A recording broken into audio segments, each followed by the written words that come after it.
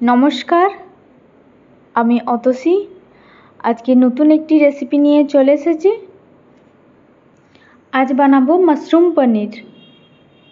তার জন্য মাশরুমগুলোকে গরম জল দিয়ে ভালো করে পরিষ্কার করে নেব। এবার মাশরুমগুলোকে মাঝখান দিয়ে 2 পিস করে কেটে নিচ্ছি।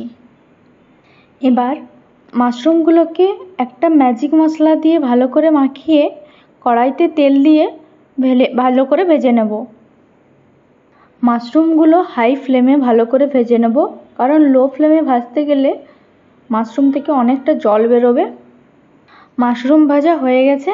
এবার পনিরগুলোকে পিস পিস করে কেটে নেব।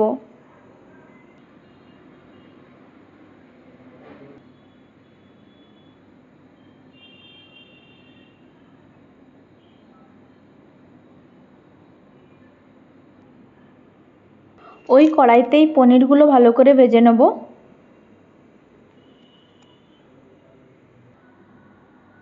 সবগুলো পনির ভালো করে লাল করে ভেজে নিলাম।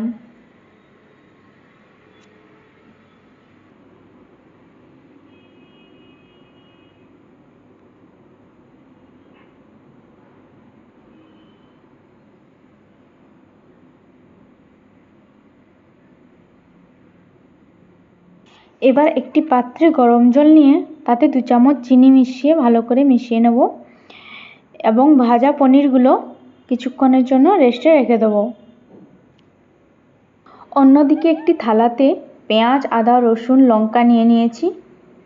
পেঁয়াজগুলো কুচিয়ে নিয়েছি ও আদা, রসুন, লঙ্কা একসঙ্গে পেস্ট করে নিয়েছি।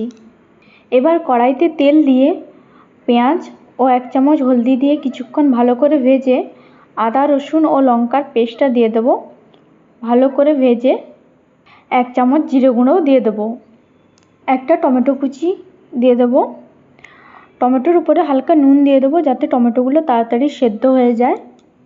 টমেটো মশলার সঙ্গে ভালো করে মিশে গেলে গ্রাইন্ডারে 1 মুঠো কাজু পেস্ট করে রেখেছিলাম তা দিয়ে দেবো। এবার সমস্ত কিছু ভালো করে কষিয়ে মাশরুম ও ভেজানো পনিরগুলো ছেঁকে দিয়ে দেবো। সব কিছু ভালো করে মিশিয়ে 2 মিনিট মতো কষিয়ে নেব। 1 কাপ জল দিয়ে দেবো।